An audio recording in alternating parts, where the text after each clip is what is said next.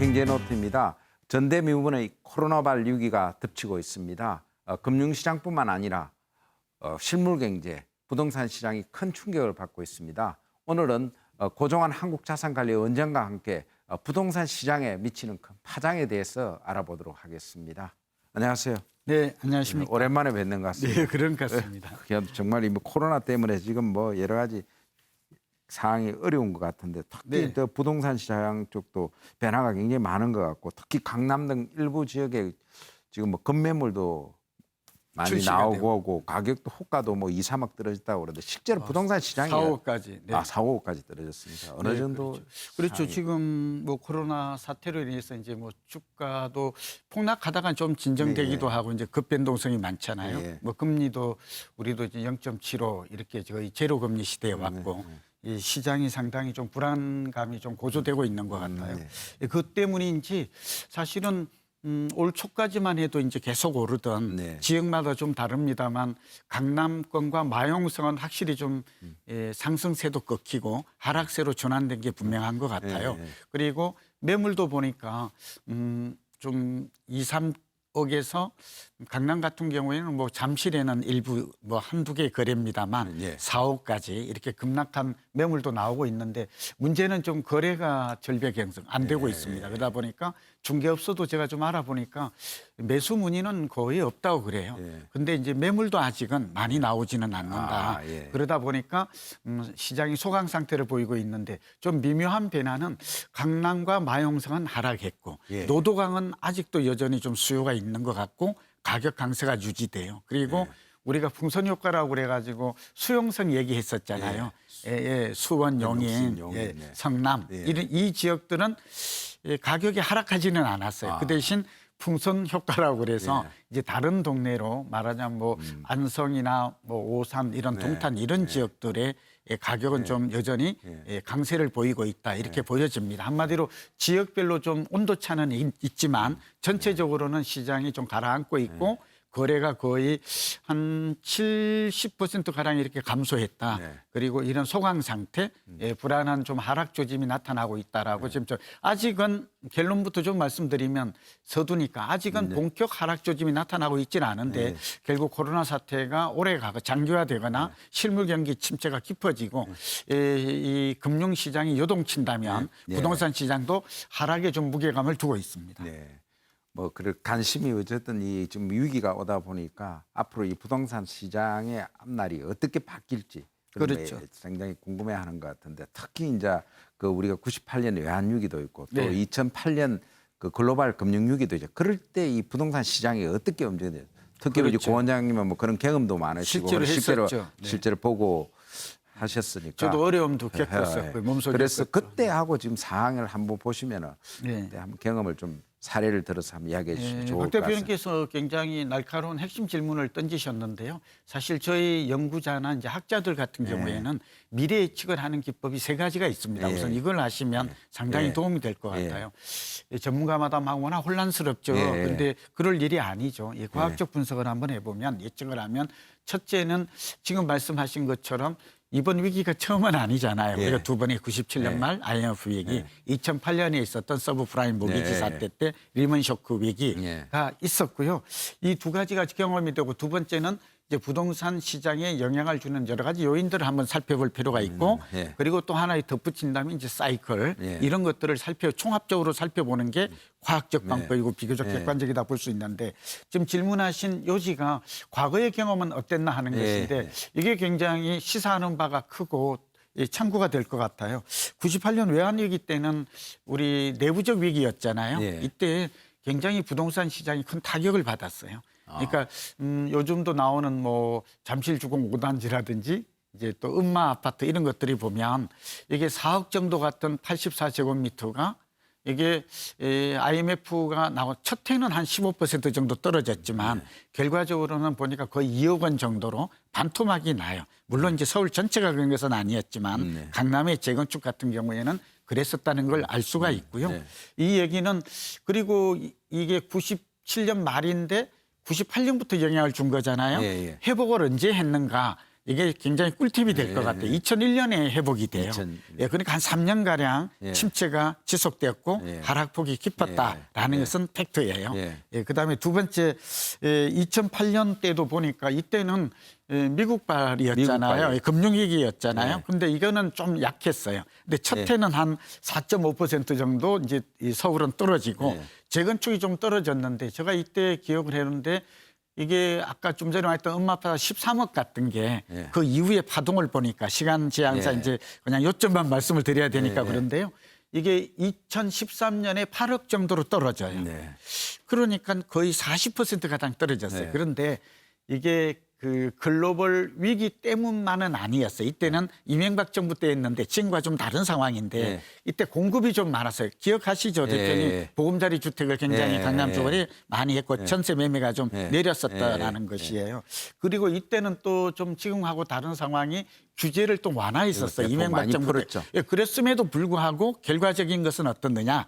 시간 관계상 이제 압축을 하면 13억에서 8억 정도 거의 한 5억 정도 떨어지고 40%가량 떨어졌다라는 점을 주목해야 되는데 이때는 글로벌 위기 때문만은 아니고 지금하고 좀 유사해요. 부동산 경기가 2001년부터 2007년까지 6년간 대상승했거든요. 아까 2억 떨어졌던 엄마 아파트가 13억까지 올라갔다라는 걸 기억을 해야 돼요.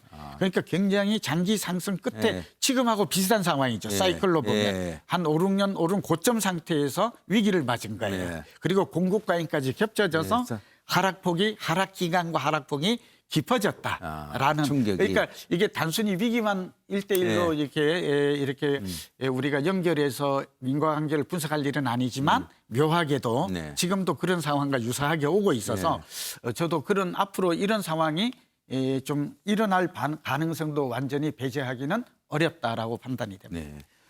그러잖아요. 고 원장께서 그 과학적 분석 방법으로 이제 예측을 하고 여러 가지 데이터 분석을 많이 하시잖아요. 하는데 특히 이제 부동산 시장에 영향을 주는 게 이제 정책도 있고 금리도 있고 뭐 수급, 심리, 환율 여러 가지 변수들이 많은데 한번 그런 걸 봤을 때 어떻게 시장이 바뀔지 한번 그것도 한번 되짚어 볼 필요가 있지 않는가 하는 생각이 듭니다. 네, 오늘 우리 박진희 경제노트에서 늘 이제 저도 기쁜 마음으로 이 보람을 많이 좋은 얘기도 많이 또 듣기도 하는데요.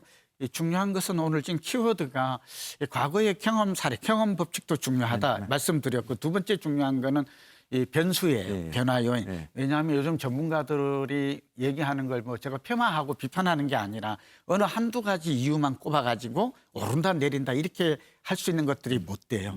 부동산 경제학에서는 부동산이 앞으로 변화를 예측하는 데 있어서 한 5대 요인이 있어요. 첫 번째가 실물 경기예요. 근데 올해 아무래도 지금 우리나라 경기가 1%니 마이너스 성장, 역성장을 할 거라고 나오는 것은 실물 경기가 가장 중요한 변수예요.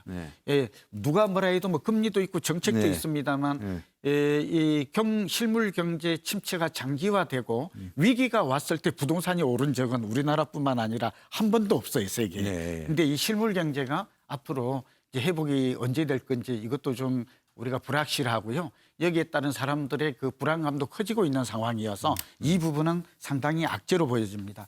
또 더군다나 우리가 좀 외국하고 다른 점이 이 규제 정책, 규제 중심 정책이 아직도 완화되고 있지 않다는 점은 대출 규제나 세금 강화 이 부분은 상당한 하락 요인으로 작용할 것 같아요. 세 번째가 기대를 하고 있는 게 이제 금리 인하였잖아요. 유동성이었잖아요. 지난 한 5, 6년간 집값 상승의 배경에 공급 부족도 있었지만 이 여러 가지 이러한 저금리 기조가 자리 잡았다 하는 것은 다 아는 것이잖아요. 안전자산으로.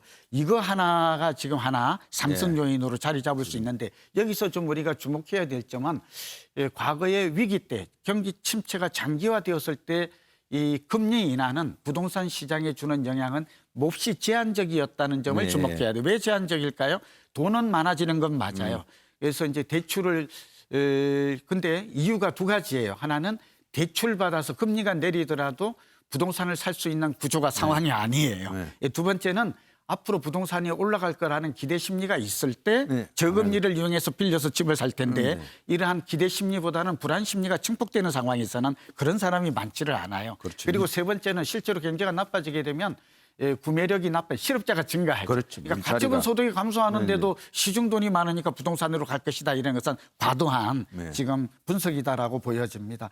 시간이 부족하니까 여기 이제 심리가 중요한데 좀 전에 말했죠.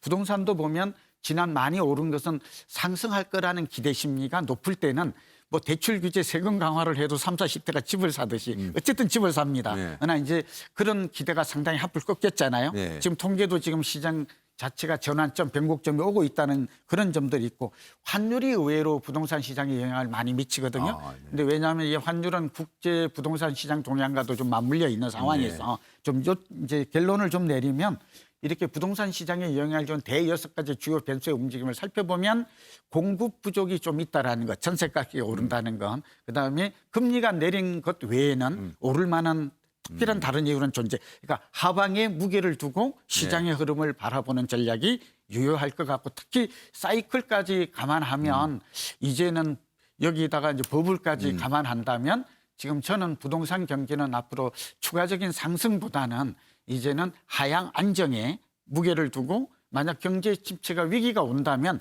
부동산 시장도 급락이라든지 폭락 가능성도 배제하기 어렵다는 어렵다. 말씀을 드립니다. 한 3년은 뭐 기한은 그래 좋은 질문이네. 놓쳤는데 제가 시간. 우선 저의 생각은 단기, 중기, 장기로 살펴보면 우리 그렇게 분석했잖아요. 늘 뭉뚱그려서 하게 되면 애매하거든요.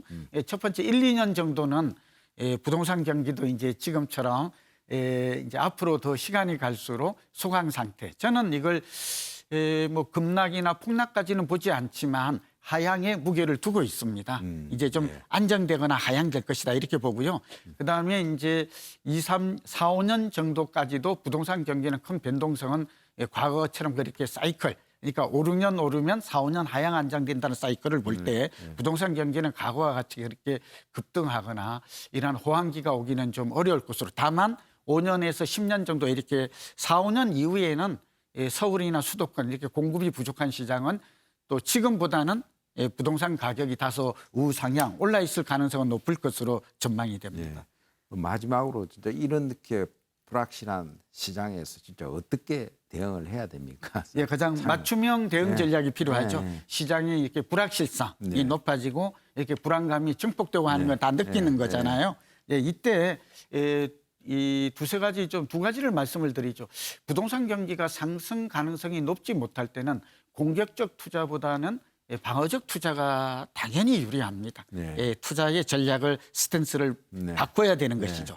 대비책도 좀 다르다 하는 말씀을 드리고 두 번째는 그러나 이 무주택자 입장에서는 좀 희망적인 이 얘기를 좀 드리면 과거에도 그렇습니다. IMF 우리가 또 2008년 글로벌 금융위기 때 경험을 했는데요.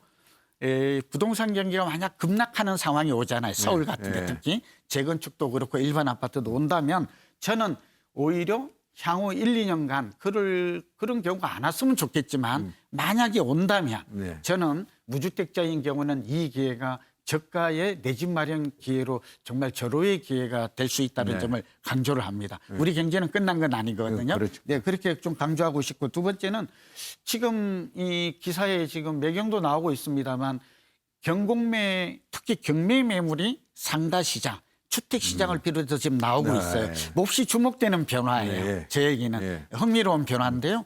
무슨 말일까요? 앞으로 좀 현금을 좀 보유하고 있으면 기존의 아파트를 지금 높은 가격에 사는 것보다는 경공매라든지 시세보다 저렴한 급매물을 노릴 수 있는 계획도 나오고 특히 올해 하반기가 주목이 돼요.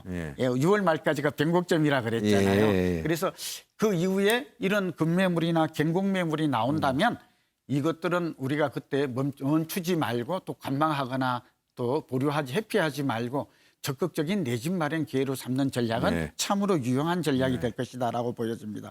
그리고 세 번째가 지금 청약통장 젊은이들이 고민이 요즘 집 사는 사람들이 대표님 30대가 1번인 거 아시죠? 서울 집값의 33%를 30대가 사요. 놀라운 일이잖아요. 돈도 없는데. 그러니까 대출받아 산다는 얘기죠. 그다음에 2위가 40대가 많아요. 전국적으로는. 그러니까 이게 합해서 60%인데 제가 이 말씀드리는 이유는 이분들이 사는 이유가 몹시 궁금한데 그동안 집을 안 살고 전세 살았더니 전세 가격도 많이 오르고 집값도 너무 많이 뛰어서 네. 소위 나는 집 없는 거지다 이런 얘기들을 많이 하면서 상실감 때문이고요. 두 번째는 분양해서 청약을 했더니 가점이 낮아서 당첨이 안 된다. 네. 이 실망감 때문에 기존 네. 아파트로 옮기고 네. 있는 것인데 네. 그럴 필요가 없다는 것이죠. 네. 2022년부터는 지금 알다시피 3기 신도시에 약 30만 가구가 엄청난 물량이 대기하고 있고 분양 물량으로 쏟아져요. 네. 이거 꼭 주목하시고 금방 옵니다. 네. 한 2년 네. 내년 하반기부터 나올 거라고 예측이 되는데요. 이것들을 신규 분양 아파트를 청약통장에 가점을 하면서 미분양도 예상이 돼요. 저의 예. 경험에 비춰보면 예. 경기가 침체하면 그래서 이 분양 이러한 신규 분양을 좀 인내심을 가지고 차분하게 노려보라 하는 얘기를 간곡하게 저는 좀 권유하고 예. 싶고요.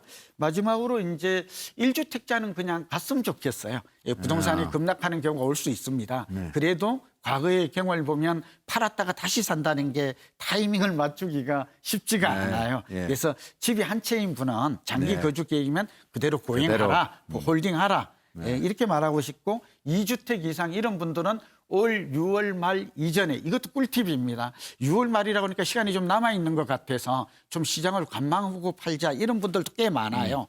오히려 또 증여를 하거나 이런 사람도 많은데 뭐 증여는 또 그렇다 치더라도 저는 지금 그나마 부동산 시장이 아직은 본격적 하락을 하지 않은 지금이 매도 성충이 타이밍이다. 지금이 매도 타이밍이 될 수 있다는 점도 한번 역발상으로 생각해야 돼. 6월 말이 가까워지면 비수기인데다가 너나 나나 이렇게 팔려고 한다면 실제로 안 팔릴 가능성도 저는 있어요. 그래서 다주택자는 슬림화하라. 네. 그리고 슬림화하려면 두 가지 방법. 지금 이 상수기 때를 이용해서 지금 뭐 거래가 잘 안 되기는 합니다만 좀 낮은 가격에 처분하는 전략이 좋을 것 같고 이도저도 안 되면 아예 정려나 상속을 통해서 몸집을 줄이는 슬림화 전략이 바람직하다는 말씀을 꼭 강조하고 싶습니다. 네, 좋은 말씀 감사합니다. 네, 감사합니다. 네, 지금까지 고종환 원장과 함께 코로나발 부동산 위기에 대해서 짚어봤습니다. 박재인의 경제노트였습니다.